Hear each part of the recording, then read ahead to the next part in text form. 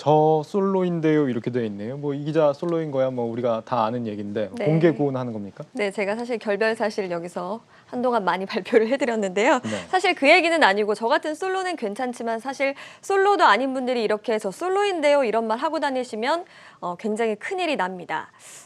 그런데 말입니다. 젊은 부부들 사이에서 최근 이런 일이 많이 일어난다고 해서 키워드를 이렇게 잡아봤습니다. 네, 오늘은 뭐 그것이 알고 싶다 네, 컨셉을 맞습니다. 준비한 겁니까? 뭐 네. 하나도 안 똑같았는데 네. 네, 젊은 부부들이 솔로인 척을 한다고요? 네. 무슨 얘기냐 하면 바로 부동산 얘기입니다. 사실 네. 일단 부동산 청약에서는 신혼부부 특공이라는 게 있지 않습니까? 그렇기 때문에 신혼부부면 아무래도 좀 낫지 않을까 이런 생각을 하시는 분들이 많은데 사실은 낫지 않아서 많은 사람들이 부부인데도 불구하고 솔로인 척을 하고 있는 상황입니다. 신혼부부 주택 청약 우선 공급 요건에 해당이 되려면 일단 연간 부부의 합산 소득이 약 8,100만 원 선을 넘어서는 안 되거든요. 그런데 일단 신혼부부들이 지금 소득 기준부터 조금 걸리는 경우가 굉장히 많다고 합니다. 그런데 만약에 혼인신고를 안 하고 그냥 같이만 산 다음에 솔로로 있으면 남편과 아내가 그냥 각각의 통장으로 청약을 넣을 수도 있고 또 당첨의 기회도 2배가 되는 셈이니까 좀 이런 식으로 좀 비껴가는 경우들이 많다고 합니다. 그렇죠. 뭐 연간 합산 소득 뭐 8,100만 원이라고 하면은 이 서울의 뭐 대기업 직원 맞벌이 둘이서 합치면 그냥 넘어가는 그쵸. 수준이 될 수 있죠. 네. 부부를 부부라고 말하지 못하는 그런 상황이 된 것 같은데 그래서 올해부터는 좀 신혼부부 이 소득 요건 청약할 때 좀 네. 완화가 되지 않았습니까? 네, 맞습니다. 정부는 신혼부부 특별공급 물량의 70%는 도시근로자 월평균 소득의 100%, 또 맞벌이는 120%라는 기존의 기준을 좀 유지를 하되요. 나머지 30%는 20에서도 30%포인트 수준으로 완화하기로 좀 결정을 했습니다. 예컨대 민영주택에 신혼부부 특별공급을 넣는다고 하면 거기에 30%는 3인 이하의 가구라고 쳤을 때 외벌이는 월 788만 원, 또 맞벌이는 월 889만 원 수준이면 요건에 충족된다 이렇게 보실 수가 있겠습니다. 네. 사실 소득 기준을 이렇게 높여는 놨습니다만 신혼부부 특별공급 물량이 조금 줄어들었습니다. 정부의 이사 대책 때문인데요. 이 신혼부부 특별공급 같은 물량을 좀 줄이고 또 추첨제를 좀 늘리겠다 이런 계획의 골자였거든요. 이사 대책은 이사 부동산 대책이죠. 네, 부동산 이사 대책이 아니고. 네, 예, 이사를 가는 맞습니다. 대책이 아니고 부동산 대책입니다.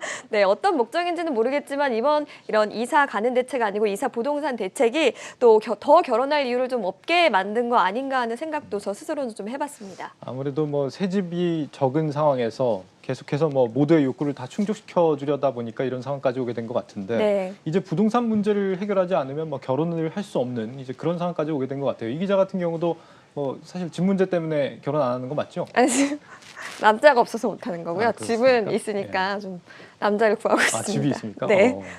네, 그렇군요. 어쨌든 네, 지금 부동산 시장에서는 사실 혼인신고를 안 하면 도저히 집을 살 방법이 없다 뭐 이런 토로들도 좀 나오고 있는 상황입니다. 그래서 일단 앞서 말씀드린 것처럼 일단 부부가 솔로로 각각 추첨제에 도전하는 경우도 많고요.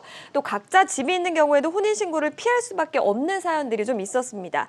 한 기사를 봤는데 A씨 부부가 결혼 전에 집을 한 채씩 산 겁니다. 그러면 결혼하게 되면 1가구 2주택이 되는 거죠. 그럼 다주택자에게는 양도세가 중과되는데 신혼부부의 경우는 혼인신고 이후에 5년까지는 양도세를 좀 감면해주는 혜택을 받게 됩니다.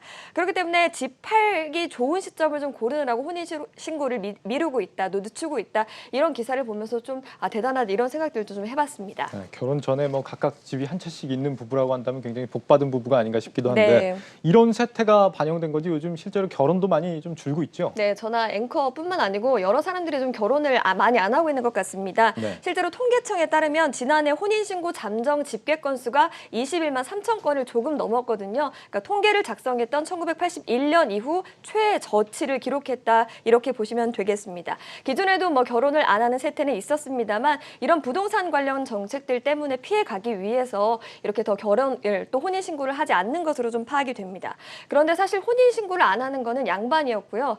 자녀를 낳고도 이걸 그대로 냅두는 경우도 있어서 좀 저는 오늘 놀랐습니다. 아이를 낳았는데도 혼인신고를 안 했다 이겁니까? 네, 맞습니다. 제가 오늘 온라인 커뮤니티를 좀 뒤져보다가 참 당황스러운 사례들이 좀 많았는데요. 아까의 사례처럼 부동산, 양도세 관련 문제가 좀 대부분이었습니다. 혼인신고를 안 한 채 살고 있던 부부가 한쪽의 집에서 살고 다른 한쪽은 투자를 목적으로 재건축을 앞둔 빌라를 샀는데 이게 재건축되려면 좀 한참 걸릴 것으로 보이는 겁니다. 그런데도 이제 애가 좀 생겼기 때문에 미혼 상태로 그냥 애를 낳게 된 거고 그냥 그 미혼모의 상태로 애를 계속적으로 좀 키우게 된 상황이 된 거죠.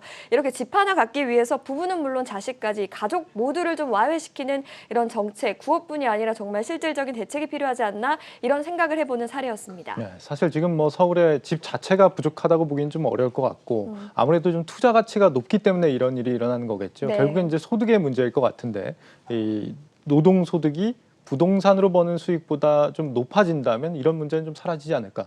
부부라고 말할 수 있는 그런 시대가 오지 않을까 싶습니다. 네, 저도 바라보겠습니다.